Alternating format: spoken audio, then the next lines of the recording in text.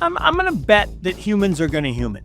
So my expectation for this year was that fair value, which post-halving was going to be in the, 80,000-ish range, somewhere like that, would continue to accrete all the way to somewhere around 100K by where we are today. So to me, fair value is right around that 6-digit level.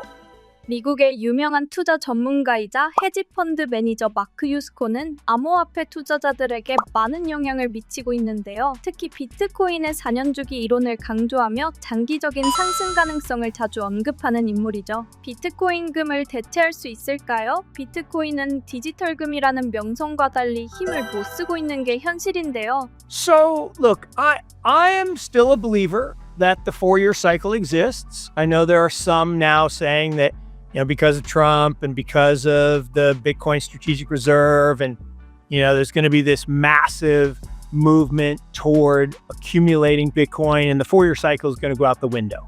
I'm going to bet that humans are going to human. So my expectation for this year was that fair value, which post-halving was going to be in the, 80,000-ish range, somewhere like that, would continue to accrete all the way to somewhere around 100K by where we are today. So to me, fair value is right around that 6-digit level. I figured we would blow through that 6-digit number, and then humans would human. The humans would come in and they'd start to lever up, and we'd see a parabolic move probably to 120, maybe even 150. Could that push us well past that 150K range? It's certainly possible. If you think about a bell curve distribution, to me, the most likely is we get to fair value, we go to, call it 50% premium above fair value. So that's in that 150 range. And then, unfortunately, we have another bear market starting mid-year 2025, and we enter crypto winter again. Now, those who think that crypto winter is never going to come again, I'm pretty skeptical of that, personally. I mean, history is, it's interesting. I ask people this all the time. Look at parabolic charts. Show me one. And all I want to see is one. No one's ever been able to show me one. Show me a parabolic chart that goes parabolic and then goes flat. A new higher plateau. None of them do that, right? They go parabolic and they keep going parabolic and then eventually they go down.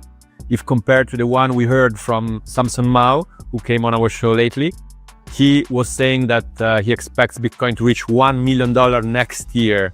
What can you say about that prediction? I think Samson's a great thinker on this. And but let's just do some math, right? Now, the challenge I have with that is a $20 trillion market cap. So we just hit 2 trillion, or we're just under 2 trillion. A 10x from here means $20 trillion. Well, $20 trillion, what has to happen for this asset to be worth 20 trillion? So people have said it's digital gold, right? Well, all of the gold in the world above ground is like $12 trillion. Well, only half of that counts, because half of it is jewelry and chalices and gold leaf and gold bars. That really doesn't count. The gold bars do, because they're part of the monetary base. The monetary value of gold is about 6 trillion. So we're a third of the way there already. So the idea that the monetary base, if Bitcoin is digital gold and it needs to replace the base layer of gold in central banks around the world, 6-ish trillion is plenty. Now, you say, but that's not all going to be owned by central banks because there's individual holders. Okay, well, those central banks have got to buy it from somebody, and those sellers, people say, well, I'm never going to sell. Okay, but someone's got to sell for someone to buy. That's the way markets work.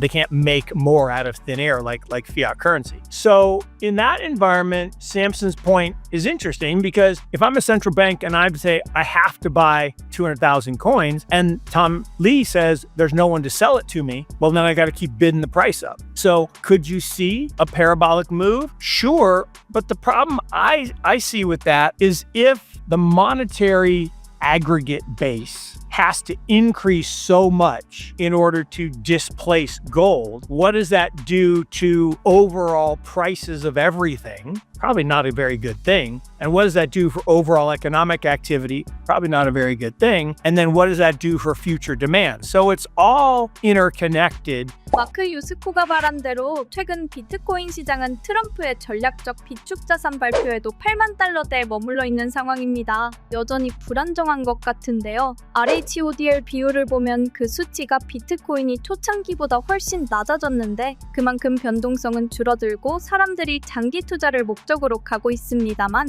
이게 가격이 안정적인 경로를 가리키는 걸까요? 그럼 과연 그는 비트코인을 디지털금으로 불릴 수 있을 정도로 안정적인 자산이며 앞으로 자산으로서 가치 투자를 바라볼 수 있는 자산으로 볼 수 있을지 그의 견해를 한번 들어보겠습니다. 마크는 비트코인이 100만 달러까지 오르기는 어렵다고 봤습니다. 금의 금융자산 가치가 6조 달러 수준인데 비트코인이 이를 완전히 대체할 가능성도 낮고 급등하면 시장 불안정성이 커질 수 있다고 했죠. 이처럼 세상이 혼란스럽고 빠르게 변할 때는 끊임없이 새로운 정보를 배우고 습득해야 합니다. 하지만 우리에겐 시간이 너무 한정되어 있죠. 그래서 저는 이 방법을 통해 편하고 빠르게 투자 판단을 하고 있습니다. 바로 인공지능입니다. 불과 얼마 전까지는 사람들에게 크게 주목받지 못했지만 이제는 이미 인간의 지능을 뛰어넘었다고 평가될 만큼 무섭게 발전하고 있습니다. 여러 분야에서 차츰 인간의 업무를 대체하는 모습이 보이고 있죠. 투자 영역도 예외는 아닌데요. 사실 인간의 직관과 판단이 핵심이라고 생각되던 투자 세계에서도 이미 시스템 트레이딩,